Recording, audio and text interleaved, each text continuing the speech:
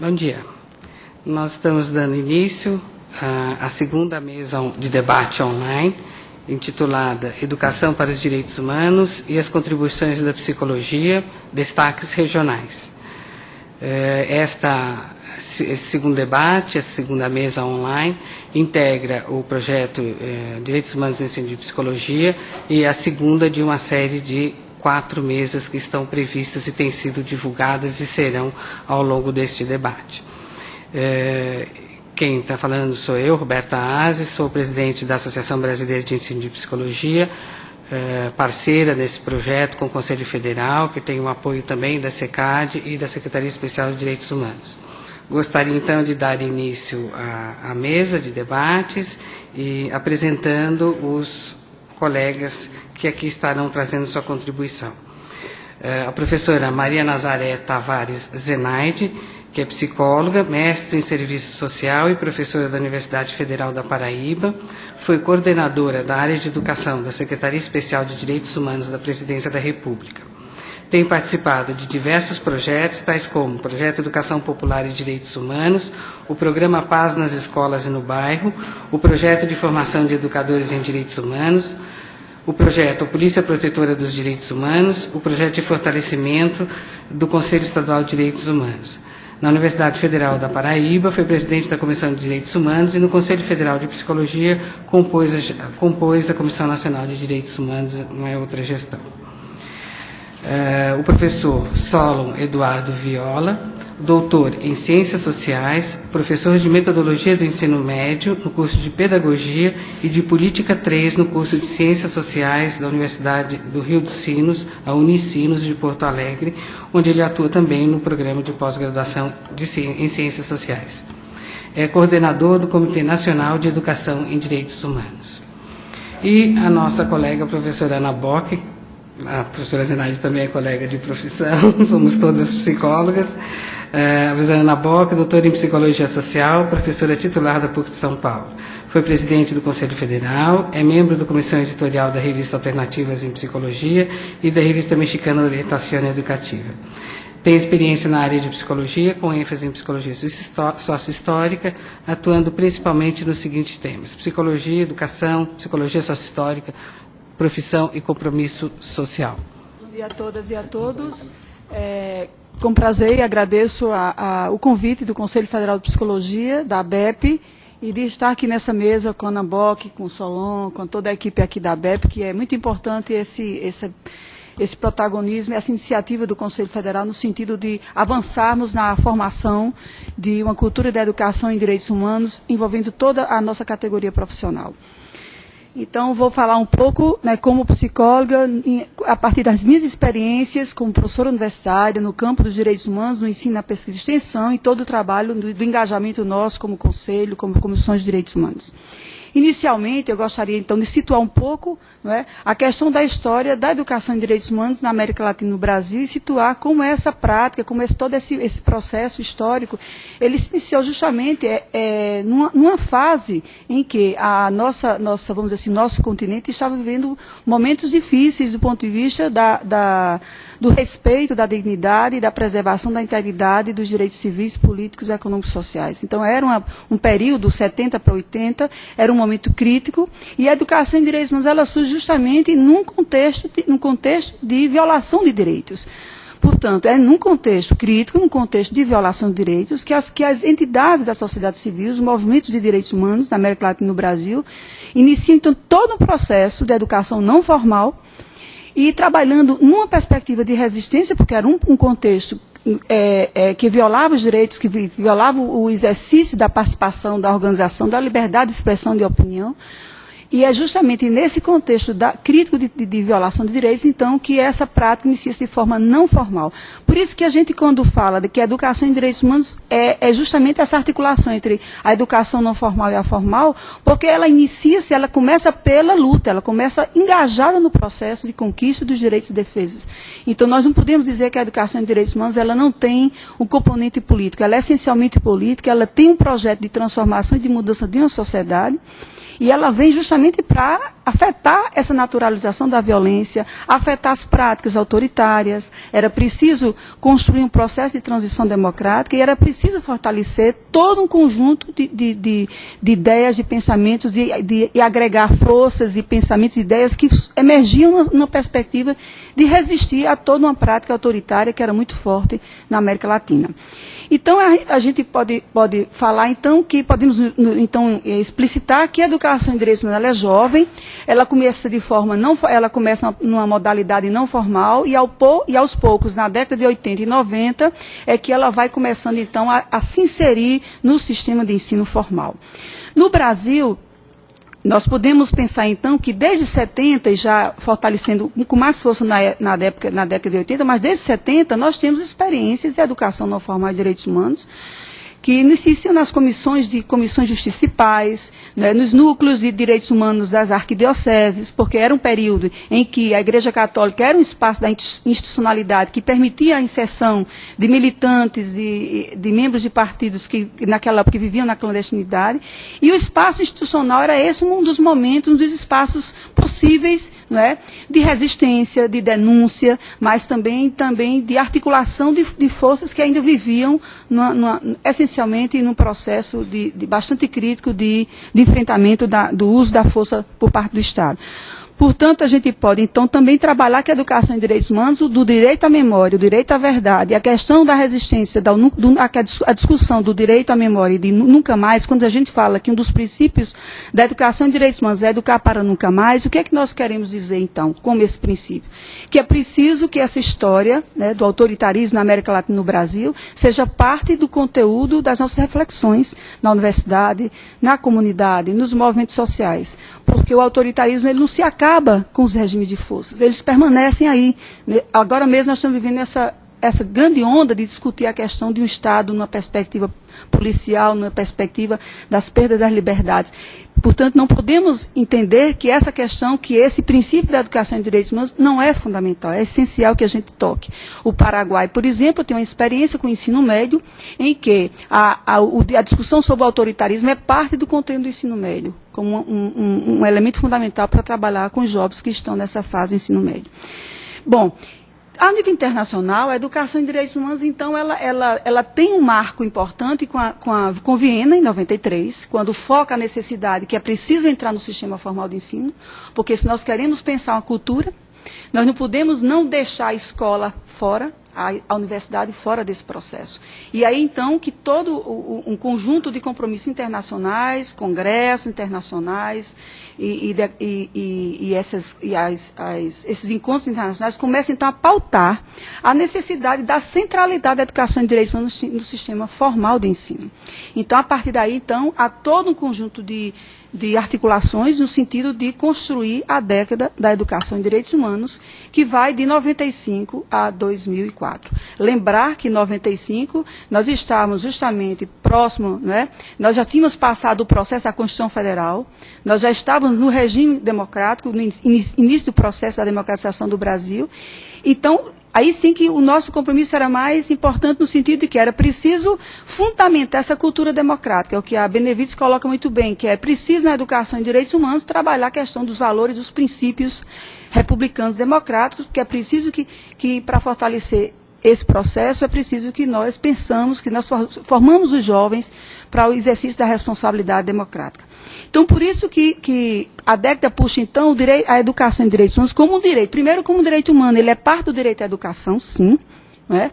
Porque sem o acesso e a permanência à educação não é possível falar de direitos humanos, da educação como educação em direitos humanos, mas ela é também importante no sentido que é importante que o jovem, a criança e o adolescente, ele possa aprender primeiro, ele ser reconhecido, que é importante que a escola, que no espaço escolar ele aprenda, e na universidade também, nós possamos, né, aprender a reconhecer os outros como sujeito de direitos e também a ser reconhecidos. E para isso nós precisamos também de e aí a psicologia é muito importante nisso aí, porque o reconhecimento do outro como sujeito de direitos tem a dimensão ética, tem a dimensão da subjetividade, tem a dimensão política, tem a dimensão social.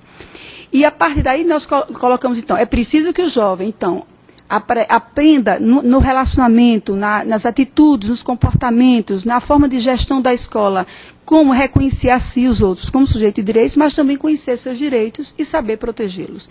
E é também importante que na universidade, na escola, nós possamos aprender também a aprender como sujeito de direitos, porque se o discurso dos direitos humanos, se ele não é coerente com as práticas internas, com os relacionamentos com a gestão, nós não estamos apenas educando, nós estamos apenas instruindo, informando. A educação em direitos humanos é muito mais do que informar, do que instruir. É implicar nas mudanças de mentalidade, é implicar nas mudanças de atitudes. Então, por isso que é muito importante essa coerência entre a dimensão do cognitivo, a dimensão das atitudinais e a dimensão política. Não avançamos no campo dos direitos humanos se apenas trabalhamos os direitos humanos na universidade e no ensino, mas não nos engajamos nas políticas públicas. E para isso é fundamental que quando o Conselho Federal de Psicologia se engaje nas políticas públicas, na perspectiva de promover a igualdade, de promover o respeito às diferenças, de promover e combater a questão da violação dos direitos humanos, nós estamos efetivamente fazendo o trabalho de direitos humanos, efetivamente nos engajando, que educar em direitos humanos passa pela educação formal e pela educação não formal. E nosso engajamento nos conselhos, nos fóruns, nos comitês, se comprometendo com essa implantação de políticas públicas de promoção da igualdade e respeito às diferenças, é essencialmente uma prática de educação em direitos humanos. É preciso que a gente entenda essa dimensão política do nosso compromisso social. Bom, então, nós temos, um grande, vamos dizer assim, um pacto internacional no sentido de que é preciso construir uma cultura de direitos humanos e, ao mesmo tempo, o compromisso nacional. É preciso avançar nesse trabalho. Por que educar em direitos humanos? Para quê? Então, nós vamos lá na Declaração Universal dos Direitos Humanos e ela diz lá, olha, uma nação, quando despreza ou desrespeita os direitos humanos, ela deixa margem para graves violações de direitos humanos. E nós não podemos entender que isso está distante.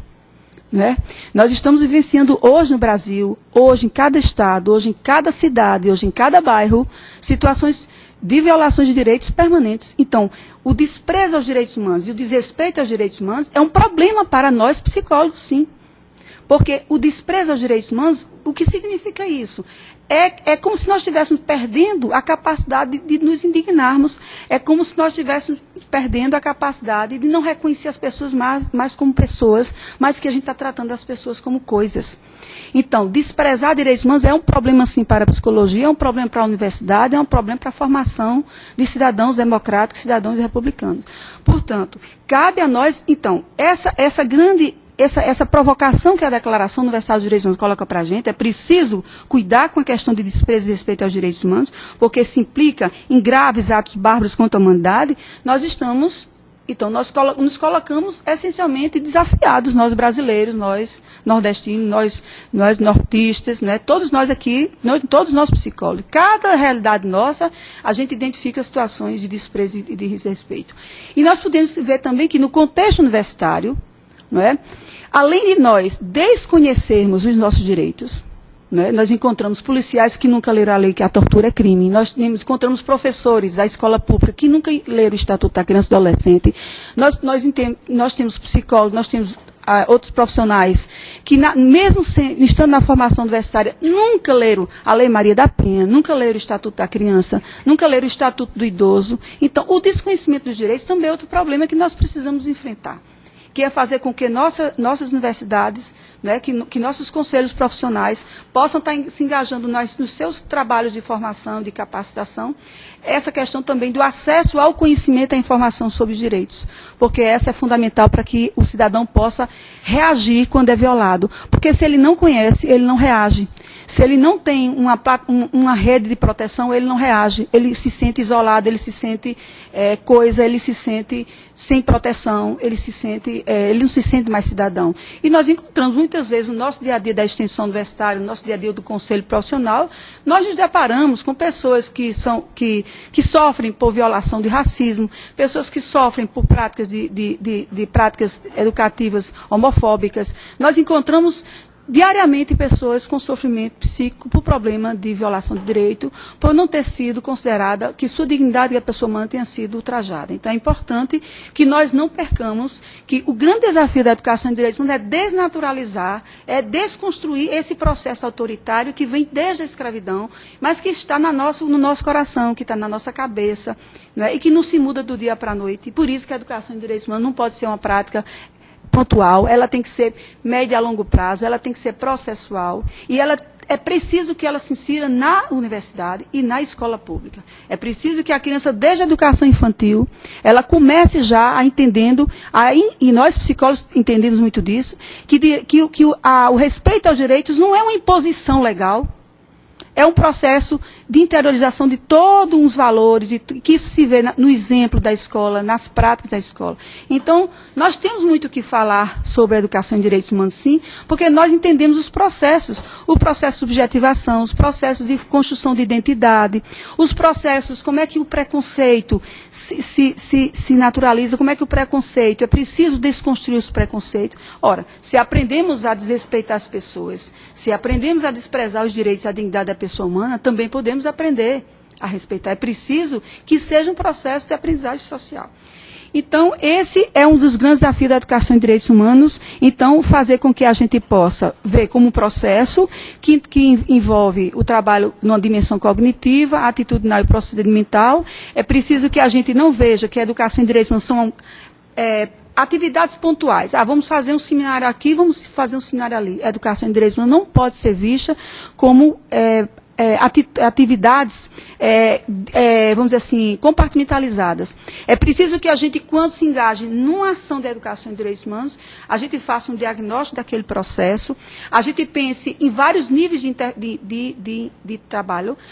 Uma coisa é uma audiência pública. O papel que o Conselho faz das inspeções é fundamental. As inspeções que os nossos conselhos fazem, o que nós estamos fazendo com aquilo ali? Nós estamos nos comprometendo em ver as violações, não queremos botar uma taxa preta no rosto, nós estamos enxergando, nós estamos indo aos lugares que é espaço público e que é nosso dever pastorar e ver como é que os direitos humanos são protegidos ou não. E nós estamos nos comprometendo e articulando outras forças públicas da sociedade para que a gente possa dizer, olha, violação de direitos humanos também é coisa nossa. Também é nossa responsabilidade. Então, esse é um ponto. Mas, a nível da cultura e da mentalidade, o grande desafio, e eu acho que o ABEP e o Conselho Federal agora avança com esse processo de formação, é chamar as universidades, chamar os conselhos para dizer, não dá mais para fazermos só seminários, não dá mais para a gente fazer um projeto aqui e acolá. Agora, o desafio que se coloca é a inserção permanente. Não é uma disciplina de direitos humanos num curso, no final do curso.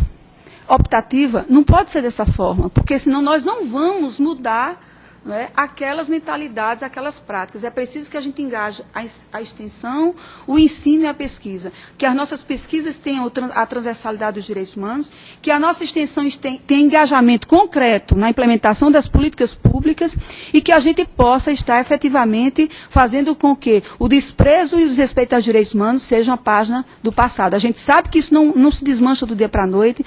A gente está numa sociedade marcadamente muito desigual e que a gente sabe que não é mágico esse processo, é um processo que envolve compromisso ético, compromisso político, né, e que nós, psicólogos e psicólogas, temos muito o que dizer, muito o que fazer, e já estamos fazendo. O Conselho tem uma longa trajetória de uma luta pela promoção e o respeito aos direitos humanos. Enaide, muito obrigada.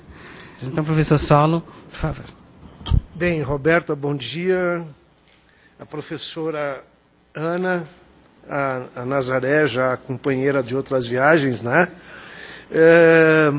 Primeiro é agradecer o convite, dizer que é bom e preocupante estar aqui na mesa, né?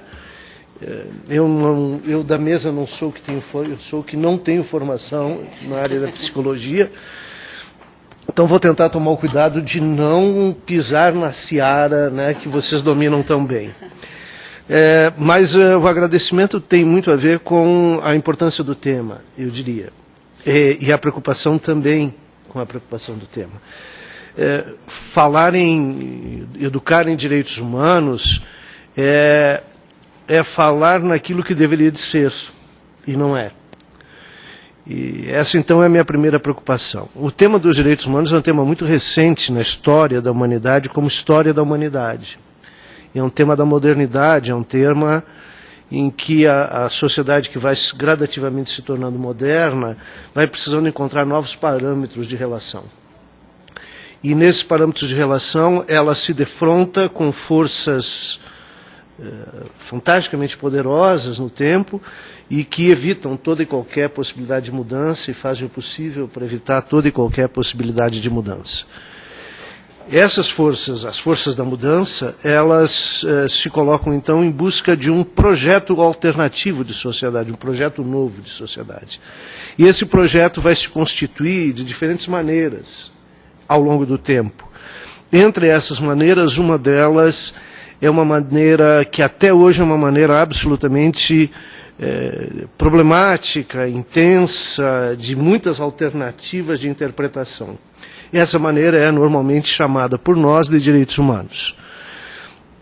No surgimento da modernidade, ela vai aparecer como promessa de uma nova classe que almeja ter o controle social. E é uma promessa que pressupõe, por exemplo, um sentimento de liberdade. Ela traz para a humanidade a noção de que é possível ser livre. Eu diria, então, ela traz um sonho que não é só daquele setor social, mas é de toda a humanidade. Né? Não é só o pessoal que é ligado ao mercado, que é ligado à produção, que tem a aspiração de ser livre. A aspiração de ser livre é de todos, é de cada ser humano, né? Porque a cada momento da vida o ser humano se depara com limites que ele precisa enfrentar. Né? E nesses limites ele pressupõe e percebe, tem o senso de que há intensamente vinculado nele a aspiração da liberdade. Eu acho que esse é o primeiro grande enfrentamento. O século XVIII nos mostra isso nas nossas lutas aqui na América Latina, as lutas coloniais e nas lutas dos povos europeus para se libertar do absolutismo, né, da prática tirânica dos reis absolutistas, das monarquias absolutistas. A promessa feita pela liberdade para todos, ela vai se esbarrar com o correr do tempo, e ao esbarrar com o poder do tempo, alguns vão perceber que são livres, mas não são iguais, são desiguais. E são desiguais nas oportunidades de vida, na forma de viver, no acesso, por exemplo, à escola e no acesso, por exemplo, à universidade que você falava. E nesse acesso desigual, por exemplo, na própria França dos direitos humanos, o governo já brotado da modernidade, que é o governo de Napoleão, determina que o lugar de mulher não é na universidade. O lugar da mulher é em casa, construindo filhos fortes para uma pátria forte. E é também na França de Napoleão que surge uma disciplina chamada moral e cívica, que nós conheceremos em tempos de autoritarismo, né, e que é por si própria a negação do ensino dos direitos humanos. O século XIX ele vai renascer com a aspiração da igualdade. E então a igualdade ela surge como um desejo que o século XIX expressa na medida que a promessa do século XVIII não havia sido cumprida. Ele acrescenta um elemento novo e recupera o elemento do século XIX com características novas. Entre essas características, algumas fantasticamente colocadas como dimensão da qualidade de vida. O que significa tempo de lazer, alimentação de qualidade, moradia digna, acesso a uma rede universal de ensino, acesso a possibilidades universais de saúde. Saúde tanto no campo físico quanto no campo das emoções, das alegrias, das felicidades. Então esse é o segundo movimento, um movimento que está muito preso ao século XIX. Mas também continua como promessa ao longo do século XX. E mais o século XX vai nos trazer de retorno todas as práticas do autoritarismo, do absolutismo e da violência vinda do Estado. Essa violência vinda do Estado, na primeira metade do século, permanece restrita à Europa. E da Europa, nascendo na Europa, gradativamente se espalha para o planeta inteiro naquilo que se chamaria as guerras mundiais. as guerras de 14 a 18, e depois a guerra que termina com o cataclisma nuclear e com a humanidade percebendo que está prestes a se autodestruir, né? É onde a nossa geração se forma e onde as demais gerações se formam, né? Nunca antes da geração de 45, a humanidade tinha se deparado com a possibilidade de sua autodestruição, que a Rosa de Hiroshima nos anuncia de maneira tão trágica. Mas na segunda metade do século, as práticas autoritárias europeias se espalham pelo mundo. E se espalham aqui na América Latina densamente. E se espalham com a negação da própria humanidade, que vai se transformar, por exemplo, no ato da tortura criminosamente cometida pelo Estado contra a sua cidadania, a cidadania que exatamente reagia em busca de liberdade e igualdade. Então, eu tenho um outro momento. A humanidade já havia aprendido que a luta contra o nazismo e o fascismo resultara de sofrimentos imensos, mas também resultara na Declaração Universal dos Direitos Humanos. E essa declaração é utilizada, então, a Nazaré já tocou, nos movimentos de resistência ao autoritarismo. A luta pela garantia do pensamento livre, da manifestação do pensamento livre, a luta pela garantia do desejo da igualdade e da realização da igualdade. Nesse movimento, então, a humanidade redescobre-se a si mesma. E redescobre-se a si mesma no sentido de perceber que ela pode ser fraterna. Que ela pode não só disputar produtos no mercado, nas prateleiras do supermercado ou nos financiamentos do sistema financeiro, mas fraterna no sentido de perceber-se como condição de vida digna.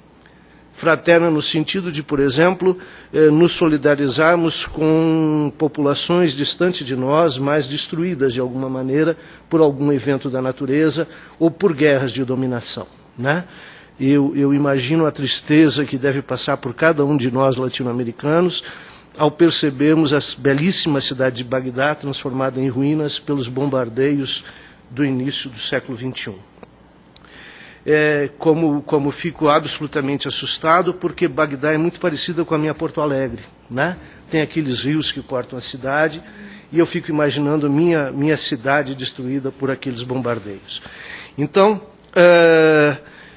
a fraternidade surge internacionalmente entre os povos, né? E os povos, então, buscam aproximar-se. Eu preciso ainda, nesse tempo, falar um pouquinho de educação. Eu diria, como a questão dos direitos humanos, a educação é um elemento tardio para todos. É uma aspiração que vem do século XVIII, e é uma aspiração que o século XIX avança, é uma aspiração que a humanidade começa a construir ao longo do século XX. A educação para todos. Mas não necessariamente sendo uma educação para todos, a educação respeita a cultura de todos. Muitas vezes a educação traz a cultura de alguns para os demais. E nessa medida, a educação não consegue realizar os princípios dos direitos humanos. E por que não? Porque os princípios dos direitos humanos pressupõem o profundo respeito à cultura de todos. A cultura de um respeitando a cultura do outro. A cultura de um respeitando o sentimento de liberdade e o sentimento de igualdade que está presente em toda a humanidade. Nessa medida, a educação é um elemento novo também para a maioria dos seres humanos. No Brasil isso é muito recente. E é muito recente a ponto de que a nossa cultura escolar não é necessariamente uma cultura baseada nos direitos humanos. Nós carregamos, como uma das tragédias do período militar, uma concepção de senso comum, divulgado como uma educação da mídia para a sociedade brasileira, que os direitos humanos são defensores daqueles que de alguma maneira não se enquadram na lei. Por exemplo, daqueles que não se enquadram na norma política de obediência cega aos governantes. No tempo, por exemplo, em que era dito aos brasileiros que quem não amasse o Brasil deveria de ir embora, ame-o ou deixe-o, né? Ali, nessa época, se constrói o senso de que direito humano é defensor de subversivo, terrorista, essas coisas. Depois, com a abertura, as mesmas as mesmas capacidades educadoras da mídia, irão dizer que direitos humanos são defensores de bandidos. Esse senso comum, de alguma forma, está arraizado na sociedade brasileira e cria na sociedade brasileira uma cultura complicada em relação aos direitos humanos. Educar os direitos humanos, então, é, entre outras coisas, enfrentar esses preconceitos. E é, entre outras coisas, e decididamente, construir uma relação de profunda liberdade, de profunda igualdade e de profunda fraternidade entre educandos e educadores. Gostaria de pensar, por exemplo, que no campo da universidade, que a Nazaré insistia antes, é necessário construirmos com uma certa rapidez um universo de pesquisas no campo de direitos humanos. E que essas pesquisas não fiquem restritas, por exemplo, à dimensão do curso ou da área de saber jurídico. O tema dos direitos humanos é um tema universal. Passa pela psicologia, sim, mas passa pela história, passa pela sociologia, passa pela língua nacional, passa pela filosofia e passa, inevitavelmente, pelo campo da educação. Para não insistir muito, passa por toda a área do campo da saúde. Não é? Se pensamos em direitos humanos, pensamos numa condição universal de saúde para todos. Eu acho que nós precisamos pensar em atividades de ação extensionista, mas uma ação extensionista que seja capaz de produzir conhecimento, e produzir conhecimento no profundo respeito à cultura da sociedade brasileira. E, logicamente, entendo que deve de passar também por uma questão de temática de currículo, não é? Temática curricular que não necessariamente deva ser encontrada no ensino fundamental e no ensino médio, que chama agora, né? Ensino fundamental e médio. No meu tempo era segundo grau, primeiro grau, era assim, então me atrapalha um pouco as denominações, a nomenclatura. Mas, então, nesses campos de ensino fundamental e ensino médio, os direitos humanos são temáticas que devem ser transversalizadas nas diferentes áreas do conhecimento, para que não se incorra na possibilidade de encontrarmos outra vez uma moral e cívica do outro lado. Né? E aí me parece indispensável, e aqui eu termino a minha primeira intervenção, que sejamos capazes de educar os educadores. Os educadores brasileiros precisam ter contato com a temática dos direitos humanos, discutir sobre ela, entender a sua possibilidade efetiva em cada um dos lugares desse Brasil. Em alguns dos lugares desse Brasil, a fome é talvez o elemento-chave. Em outros lugares é a preservação do ambiente. Em outros lugares, a questão da moradia, o acesso à terra. Então, o acesso ao trabalho, às vezes, o direito à expressão livre do pensamento, quase sempre e quase todo o Brasil. Então, educar os educadores, porque através deles se pode construir, enfim, a cultura dos direitos humanos. A noção de que cada ser humano é livre e tem direito à liberdade, que cada ser humano é igual e tem profundo direito à igualdade, e que cada ser humano pode construir a sua humanidade na relação com o outro, numa forma fraterna de relação com o outro. Agora nós vamos ouvir a professora Ana Bock. Bom dia.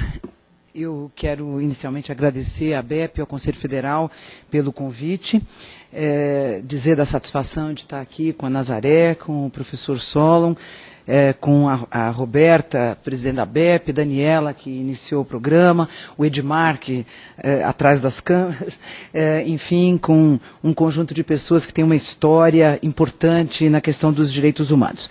E quero dizer que vou aproveitar, fazer a minha fala, procurar fazer assim, seguindo esse raciocínio. Acho que a Nazaré introduziu a questão, pôs a psicologia ali, o professor Solon trouxe questões importantes sobre a educação, inclusive quando a gente pensa na formação de psicólogos, e eu vou tentar aí, numa fala final, juntar um pouco esses elementos. Queria começar com uma ideia que é que a educação para os direitos humanos é incompatível com o individualismo. Começar com uma tese, apesar de, contrariamente, os direitos humanos terem surgido e se desenvolvido a partir da modernidade, com a sua forte noção de sujeito, com o seu forte sentimento de eu, apesar disso, contraditoriamente, eu vou defender aqui que é incompatível com o individualismo. Os direitos humanos, e acho que isso já está claríssimo nas falas anteriores, mas vou retomar para poder fazer o meu gancho, ele é um avanço, sem dúvida alguma, da humanidade na convivência, nas construções da convivência, no reconhecimento da importância do outro como parte de mim, do reconhecimento de que nós nos constituímos porque existe o outro e não apesar do outro. Então, essa ideia está presente na construção dos direitos humanos e a ideia de um sujeito de direitos não deve ser tomado por nós nunca como uma abstração formal, mas deve ser tomado como uma construção relacional, e a ideia, portanto, se fortalece a ideia de que os sujeitos nascem nas relações. Esse sujeito, que é um sujeito de direitos, ele só se torna um sujeito de direitos porque está em relação. Se ele tivesse isolado, sozinho, abandonado, fora das relações sociais, ele não se constituiria, não haveria necessidade, não pensaríamos, não construiríamos a ideia do sujeito de direitos. Então, a ideia da relação se torna fundante, ela é fundamental, apesar de falarmos de sujeitos de direitos e de sujeitos que são indivíduos, serem sujeitos de direito, nós não podemos abandonar a ideia de que esses sujeitos só são de direitos porque estão em relação. Nesse sentido, me pergunto o que a psicologia tem feito, pode fazer, deveria fazer para contribuir para a construção, para o desenvolvimento de uma cultura de direitos humanos na nossa sociedade, ou de que jeito a psicologia tem dificultado o desenvolvimento de uma cultura de direitos humanos. Penso que a psicologia tomou a ideia do sujeito, indivíduo, que se sente um sujeito singular, um eu, tomou isso como um sujeito isolado. Ela tomou a subjetividade como sinônimo da ideia de individualidade. E isso fez com que a psicologia produzisse pensamentos que isolaram o indivíduo das suas relações sociais. O sujeito da psicologia, em geral, é um sujeito isolado do seu contexto. Ele tem a possibilidade natural, dada naturalmente, de construção psíquica, ele é pensado como um sujeito que, independente do seu meio, se desenvolverá psicologicamente como subjetividade. A meu ver, um equívoco da psicologia, mas aqui não estamos tratando só de pensar como equívoco, mas pensar que essas noções dificultaram o desenvolvimento de uma cultura de direitos humanos no campo da psicologia. O social, o chamado social, ou o conjunto dos sócios, foi extremamente desvalorizado no campo da psicologia. Mesmo no campo da psicologia social, há uma desvalorização do coletivo. A psicologia social, ela estudou, a meu ver, de forma equivocada, o sujeito, quando ele está, como ele se comporta, como ele se sente, quais são os sentimentos desenvolvidos, quando ele está em presença do outro. Quer dizer, vem lá um outro que vem atrapalhar a subjetividade, a minha conduta natural, e esse outro chega e eu tenho que me adaptar à sua presença. Então, a própria psicologia social, que poderia ser melhor do que o conjunto da psicologia nesse sentido, também pensou o sujeito isolado e trouxe o social como algo estranho, algo estrangeiro, algo que tem uma exterioridade em relação ao sujeito. E estou aqui dizendo que a psicologia, se ela quiser contribuir para o desenvolvimento de uma cultura de direitos humanos, ela tem que começar a repensar as suas noções de subjetividade. Quando o professor Solon fala de fazer pesquisa, é isto, é aceitar um convite de uma construção nova, de construções de pensamento, de conceitos, de teorizações que sejam novas. Claro que nós vamos dialogar com aquilo que temos como herança, né? Mas não é impossível transformar aquilo que temos. Então é a partir disso aceitar o convite para uma nova investida na construção de novos conceitos, novas visões em psicologia que pensem a subjetividade, que pensem o sujeito nas relações sociais, nas atividades coletivas que ele realiza no conjunto de sócios e que o constituem. Que ele só é este sujeito com esta subjetividade porque ele aí se desenvolve, porque ele se apropria da cultura que está ali colocada nos objetos, no seu mundo, que ele só se constitui como esta subjetividade que a psicologia descreve tão bem, analisa tão bem, porque ele está vinculado a outros que são mediadores de um mundo cultural, de um avanço, que são representantes coletivamente do avanço da humanidade, no sentido de uma determinada subjetividade, que é esta que nós conhecemos hoje no nosso mundo moderno. Essa que diz do sentimento do eu, essa que diz de um mundo psicológico que desenvolve significações, sentidos, afetos, comportamentos, né? As várias formas com que a psicologia, nas suas várias tendências teóricas, foi capaz de analisar, aqui sem fazer barreiras e distinções entre as diversas contribuições da psicologia, que são todas formas de leitura do mundo psíquico, mas sempre entendido este mundo como um mundo desenvolvido a partir das relações sociais, das atividades coletivas, do mundo de sócios que se constitui, que possibilita a construção de um sujeito que vai se transformar no decorrer do tempo, pelas construções da humanidade, em um sujeito de direitos. Ele não existe naturalmente, ele foi construído pela humanidade como um sujeito de direitos. A ideia de direitos é uma ideia construída, tanto que a gente ainda tem no Brasil a vida cotidiana onde a gente não encontra todos os sujeitos com seus direitos garantidos, né? Acho que os exemplos anteriores já explicitaram bastante isso. Então, a fome, a violência, as condições de vida, a discriminação racial, a discriminação de orientação sexual, todas elas significam não olhar o outro como um sujeito de direito.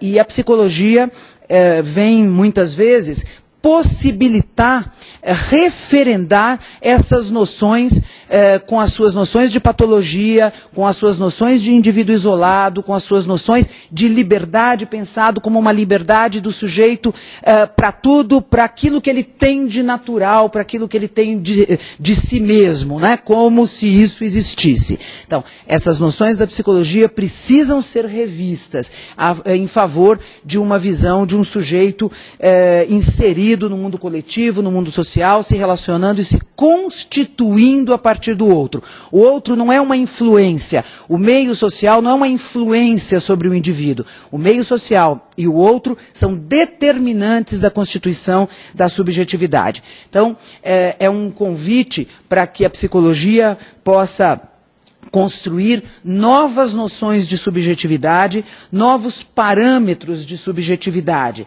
novos critérios de análise dos sujeitos. Porque é interessante, bom, vou primeiro dizer, são parâmetros que deveriam ter a igualdade, a ideia do sujeito de direito, a ideia de dignidade, de vida, né? Tudo isso deveria estar posto no campo da psicologia como princípio da construção das noções psicológicas, né? Para que ela pudesse contribuir para uma educação em direitos humanos. E para que ela pudesse contribuir para uma ressignificação, para uma construção de novos significados sociais, para a ideia de sujeito mudando, transformando a ideia de sujeito constituída pela modernidade, que ela mesma ajudou a reforçar, que é essa ideia de sujeito livre, individual, custe o que custar. Então, muitos talvez estejam se perguntando se eu não estaria com isso afirmando que a psicologia deveria direcionar um pensamento na nossa sociedade, né? Eu estou dizendo sim, a psicologia deveria direcionar um pensamento. Na verdade, eu estou dizendo que a psicologia já direciona. A psicologia, com as suas noções de sujeito, de subjetividade, de individualidade naturalizadas, direciona a sociedade, reforça na sociedade determinados critérios, por exemplo, para pensar a saúde. O que é um sujeito saudável do ponto de vista da psicologia? Então, quando a gente faz um diagnóstico, quando a gente aplica um teste, faz uma leitura diagnóstica, quando a gente faz qualquer trabalho no campo da psicologia, nós temos suposto, baseando o nosso trabalho, determinadas noções de saúde, determinadas noções de sofrimento, determinadas noções de possibilidades de existência para os sujeitos. Isso está posto. Não é que a psicologia vai agora passar a direcionar. Ela tem que reconhecer que ela já direciona.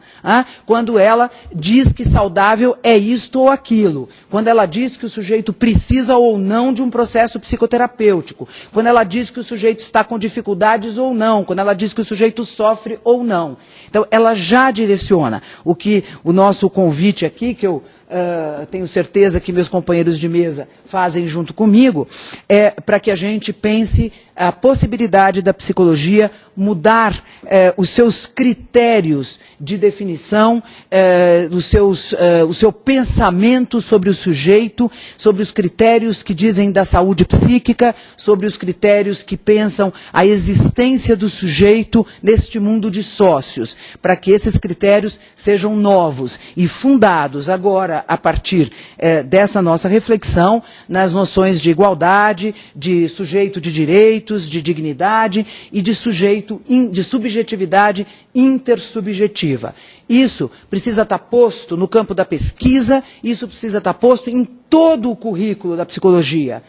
Nós precisamos aprender a dialogar em cada uma das teorias que nós aprendemos em cada semestre, lá no primeiro semestre do curso, segundo, terceiro, não é no final do curso, no curso de ética.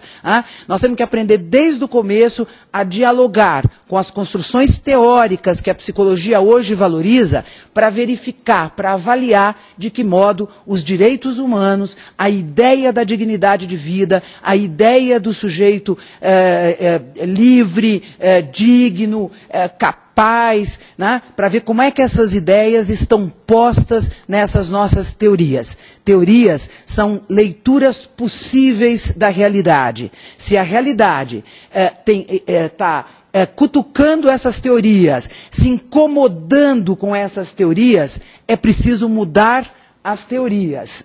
A realidade, a gente está mudando numa militância pelos direitos humanos, a gente está mudando no desafio de ter uma vida mais digna para todos, a criação, a construção de um mundo melhor. A psicologia precisa acompanhar a construção de um mundo melhor.